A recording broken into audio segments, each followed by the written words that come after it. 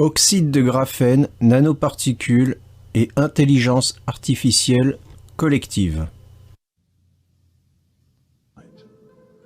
Dans la vidéo, au milieu, nous pouvons voir que l'implant est principalement composé de graphène et se présente sous la forme d'un amas noir au niveau macroscopique.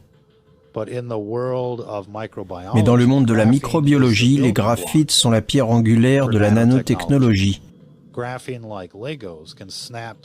Les graphites, comme les Lego, peuvent s'emboîter et construire des structures conçues par un ordinateur, un superordinateur.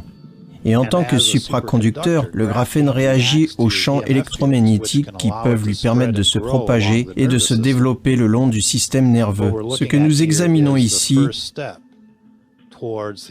est le premier pas vers l'assimilation de l'humanité.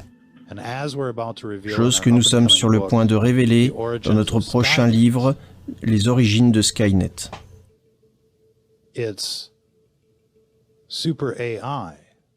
C'est une super intelligence artificielle qui dirige cette pandémie.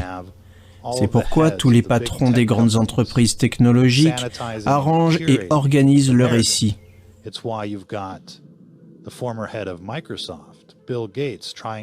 C'est pourquoi l'ancien patron de Microsoft, Bill Gates, essaie de vous vendre le vaccin.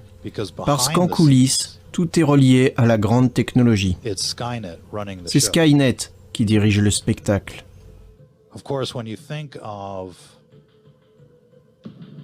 Bien sûr, quand on pense à la marque de la bête, le 666, on le retrouve sur les codes barres, mesdames et messieurs. Nous savons que le système de la bête sera en fait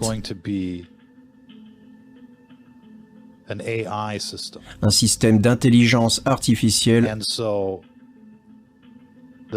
et donc la bête elle-même est Skynet. Il dirige le spectacle depuis les coulisses et tente d'assimiler l'humanité telle que nous la connaissons à travers l'utilisation de plateformes médiatiques socialistes et de médias d'info et d'un gouvernement de façade. Et bien sûr, les chefs d'entreprise qui passent à la télévision vous disent que le vaccin est sûr. Mais ce n'est pas un vaccin.